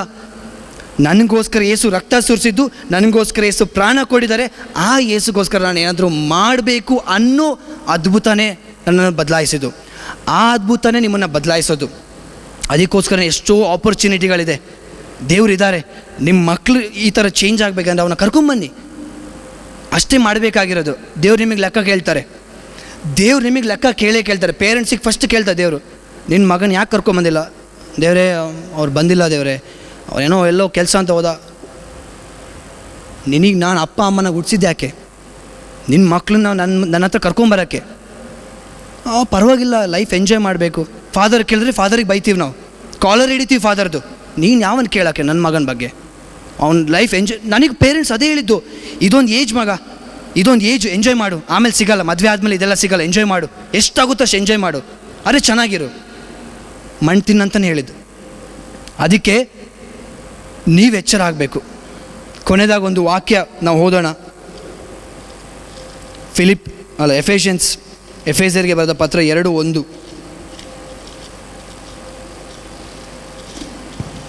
ನಿಮ್ಮ ಅಪರಾಧಗಳ ಹಾಗೂ ಪಾಪಗಳ ದೆಸೆಯಿಂದ ಹಿಂದೊಮ್ಮೆ ನೀವು ಆಧ್ಯಾತ್ಮಿಕವಾಗಿ ಮೃತರಾಗಿದ್ದೀರಿ. ಓಕೆ, ನಿಮ್ಮ ಪಾಪಗಳಾಗೂ ಅಪರಾಧಗಳ ದೆಸೆಯಿಂದ ನೀವು ಹಿಂದೊಮ್ಮೆ ಮೃತರಾಗಿದ್ರಿ. ಅಂದರೆ ನೀವು ಮರನ ಬೆಳೆಸ್ಕೊಂಡ್ಬಿಟ್ಟಿದ್ದಾರೆ ದೊಡ್ಡದು. ಆಮೇಲೆ ನೆಕ್ಸ್ಟ್, ಆಗ ನೀವು ಲೋಕದ ರೀತಿ ನೀತಿಗಳನ್ನು ಅನುಸರಿಸಿ ಬಾಳಿದಿರಿ. ಆಗ ನೀವು ಲೋಕದ ರೀತಿ ನೀತಿಗಳನ್ನು ಅನುಸರಿಸಿ ಬಾಳಿದ್ರಿ. ಲೋಕದ ಎಲ್ರಿಗೂ ಎಂಜಾಯ್ ಮಾಡಬೇಕು, ಅದೇ ರೀತಿ ನನಗೂ ಅದೇ ಆಸೆ ಇತ್ತು, ನಿಮಗೂ ಅದೇ ಆಸೆ ಇರೋದು. ಎಲ್ಲರೂ ಥರ ಇರಬೇಕು, ಎಲ್ಲರೂ ಚೆನ್ನಾಗಿದ್ದಾರೆ, ನಾನು ಚೆನ್ನಾಗಿರಬೇಕು. ನೆಕ್ಸ್ಟ್, ಮಂಡಲದಲ್ಲಿನ ಅಶರೀರ ಶಕ್ತಿಗಳ ಅಧಿಪತಿಗೆ ಅಧೀನರಾಗಿ. 7 ದೇವರು ಯೇಸು ಕ್ರಿಸ್ತರಲ್ಲಿ ನಮಗೆ ತೋರಿದ ದಯೆಯ ಮೂಲಕ ತಮ್ಮ ಅನುಗ್ರಹದ ಶ್ರೀಮಂತಿಕೆಯನ್ನು ಮುಂದಣ ಯುಗಗಳಲ್ಲಿ ತಿಳಿಯಪಡಿಸುವುದೇ ಅವರ ಉದ್ದೇಶವಾಗಿತ್ತು. ಓಕೆ, ಅದಕ್ಕಿಂತ ಮುಂಚೆ ಯೇಸು ಕ್ರಿಸ್ತರೊಡನೆ ನಮ್ಮನ್ನು ಎಬ್ಬಿಸಿ ಸ್ವರ್ಗ ಲೋಕದಲ್ಲಿ ಅವರ ಸನ್ನಿಧಿಯಲ್ಲಿ ಮಂಡಿಸುವ ಅವಕಾಶ ಮಾಡಿಕೊಟ್ಟರು. ಹೇಗೆ ಮಾಡಿಕೊಟ್ರು? ಯೇಸು ಸ್ವಾಮಿ ಮುಖಾಂತರ ಅಲ್ವಾ? ಅದಕ್ಕಿಂತ ಮುಂಚೆ ನಾವು ಸತ್ತೋಗಿದ್ವಿ. ದೇವರು ಯೇಸು ಸ್ವಾಮಿಯ ಮುಖಾಂತರ ನಮಗೆ ಹೊಸ ಲೈಫ್, ಆ ಮರನ ಕಡ್ದು ಈಗ ಇಲ್ಲೇ ನೋಡಿ, ಈ ಚರ್ಚಿದ್ದು ಡೋರ್ ಇದೆ, ಮೇನ್ ಡೋರ್. ಆದರೂ ಆ ಕಡೆ ಎಕ್ಸಿಟ್ ಇದೆ, ಈ ಸ್ಟ್ರೈಟ್ ಪಾತ್ ಇದೆ ನೋಡಿ. ಆ ಸ್ಟ್ರೈಟ್ ಪಾತ್ ಹೋದ್ರೆ ಮೇನ್ ರೋಡ್. ಈ ಡೋರ್ ಕ್ಲೋಸ್ ಆಗಿ ಅಲ್ಲೊಂದು ದೊಡ್ಡ ಮರ ಇದ್ದರೆ ನಿಮಗೆ ಏನೂ ಕಾಣಿಸಲ್ಲ, ನೀವು ಇಲ್ಲೇ ಸಿಕ್ಕಾಕೊಂಡಿರ್ತೀರ. ಯೇಸುಸ್ವಾಮಿ ಬಂದು ಆ ಮರನ ಕಡ್ದಾಕಿದ್ದು, ಆ ಮರನ ಕಡಿಯೋಕ್ಕೆ ಅವ್ರು ರಕ್ತ ಸುರಿಸಿದ್ದಾರೆ. ಸೊ ಅದೇ ಮಾಡಿದ್ದು. ಈಗ ನೆಕ್ಸ್ಟ್ ಏನು? ನೆಕ್ಸ್ಟು ಆ ವಾಕ್ಯದಲ್ಲಿದೆ. ಸೊ ಹಾಗಾಗಿ ಜಾನ್ 3:16, ಯವ್ವಾನ 3:16 ಹೇಳುತ್ತೆ, ದೇವರು ಈ ಲೋಕವನ್ನು ಎಷ್ಟಾಗಿ ಪ್ರೀತಿಸಿದ್ದಾರೆ ಎಂದರೆ ತಮ್ಮ ಏಕೈಕ ಪುತ್ರನನ್ನೇ ನನಗೋಸ್ಕರ ಕೊಟ್ಟಿದ್ದು. God so loved you and me so that we may get eternal life. ದೇವರು ನನ್ನನ್ನು, ನಿಮ್ಮನ್ನು ಎಷ್ಟಾಗಿ ಪ್ರೀತಿ ಮಾಡಿದ್ರಂದರೆ ತಮ್ಮ ಏಕೈಕ ಪುತ್ರನನ್ನೇ ನಿಮಗೆ ಕೊಟ್ಟು ಅದ್ರ ಮುಖಾಂತರ ನಿಮಗೆ ನಿತ್ಯ ಜೀವ ಕೊಡಬೇಕಂತ ದೇವ್ರು ಮಾಡಿದ್ದು. ಅದ್ರ ಮುಖಾಂತರ ಸಾಲ ತಿರ್ಬೇಕಂತ ಮಾಡಿಲ್ಲ, ಅದ್ರ ಮುಖಾಂತರ ನಿಮ್ಮ ಲೈಫ್ ಸೆಟಲ್ ಆಗಬೇಕಂತ ಮಾಡಿಲ್ಲ. ನಿತ್ಯ ಜೀವ ದೇವ್ರು ಮರ ಕಡಿಯೋಕ್ಕೂ ಅಂತಲೇ ನಿಮಗೆ ಇಲ್ಲಿ ಕರ್ಕೊಂಬಂದಿರೋದು. ನಿಮ್ಮಲ್ಲಿ ನಿಜವಾಗ್ಲೂ ಈಗ ಮಧ್ಯಾಹ್ನ ಮೇಲೆ ಆರಾಧನೆ ಇದೆ, ಪಾಪ ನಿವೇದನೆ ಎಲ್ಲ ಇರ್ಬೋದು. ನೀವಿಷ್ಟೇ ಕೇಳಿ, ದೇವರೇ ಈ ಪಾಪ ಅನ್ನೋ ಮರನ ಕಡ್ದಾಕಿ ನಾನು ಯೇಸುವಿನಲ್ಲಿ ವಿಶ್ವಾಸ ಇಡ್ತೀನಿ. ಈ ಪಾಪ ಅನ್ನೋ ಮರನ ಕಡ್ದಾಕಿ ನಿಮಗೆ ಮಾತ್ರ ಸಾಧ್ಯ. ಯೇಸು ನನಗೋಸ್ಕರ ಸತ್ತಿದ್ದು ಅಂತ ನಾನು ವಿಶ್ವಾಸ ಇಡ್ತೀನಿ. ಎಷ್ಟೋ ವರ್ಷದಿಂದ ತಪಸ್ಸು ಕಾಲನ್ನು ಮಾಡಿದ್ದೀನಿ, ಎಷ್ಟೋ ವರ್ಷದಿಂದ ಏನೇನೋ ಮಾಡಿದ್ದೀನಿ, ಆದರೆ ನನ್ನ ಲೈಫ್ ಚೇಂಜ್ ಆಗ್ತಿಲ್ಲ. ಇವತ್ತು ಈ ಚಾನ್ಸ್, ದೇವರೇ ನೀವು ಇಲ್ಲಿ ನನಗೋಸ್ಕರ ಬಂದಿದ್ದೀರಾ, ನಾನು ಎಕ್ಸೆಪ್ಟ್ ಮಾಡ್ತೀನಿ ಅಂತ ನೀವು ನಿಜವಾಗ್ಲೂ ಪಶ್ಚಾತ್ತಾಪದ ಹೃದಯದಿಂದ ನೀವು ಎಕ್ಸೆಪ್ಟ್ ಮಾಡಿದರೆ, ನೀವು ಇವತ್ತಿಲ್ಲಿಂದ ಹೋಗುವಾಗ ಸಾಕ್ಷಿಗಳಾಗ್ತೀರ. ನನಗೊಬ್ಬರಿಗೆ ನಿಲ್ಸೋಕ್ಕೆ ದೇವ್ರಿಗೆ ಇಷ್ಟ ಇಲ್ಲ. ನಾಳೆ ನಿಮ್ಮ ಇಷ್ಟು ಜನನ್ನು ಒಂದೊಂದು ಕಡೆ ನಿಲ್ಲಿಸ್ಬಿಟ್ಟು ಸಾಕ್ಷಿ ಹೇಳಿಸ್ಬೇಕಂತ ದೇವರಿಗೆ ಆಸೆ ಇದೆ. ನೀವು ಬಿಟ್ಕೊಡ್ಬೇಕಷ್ಟೇ. ದೇವರೇ ಎಲ್ಲ ಮಾಡ್ತಾರೆ ಅಂತ ಹೇಳ್ಬಿಟ್ಟು ಆ ರೀತಿ ಆಗಲ್ಲ. ಓಕೆ, ಸೊ ಹಾಗಾಗಿ ಈ ಒಂದು ಚಾನ್ಸ್ ಕೊಟ್ಟಿದ್ದಕ್ಕಾಗಿ ನಿಮಗೆ ಥ್ಯಾಂಕ್ ಯು. ಹಾಗೆ ದೇವರಿಗೆ ಸ್ತೋತ್ರ, ಯಾಕಂದರೆ ದೇವ್ರ ನನ್ನ ಲೈಫಲ್ಲಿ ಒಂದು ದೊಡ್ಡ ಅದ್ಭುತ ಮಾಡಿದ್ದಾರೆ, ದೊಡ್ಡ ಸೌಭಾಗ್ಯ. ಇದು ನಿಮ್ಮ ಲೈಫಲ್ಲಿ ಆಗಬೇಕಂದ್ರೆ ನೀವು ಆಸೆ ಪಡಿ, ಖಂಡಿತ ನೀವು ದೇವ್ರ ಹತ್ರ ಕೇಳಿ, ದೇವ್ರು ಮಾಡ್ತಾರೆ. Thank you for the opportunity.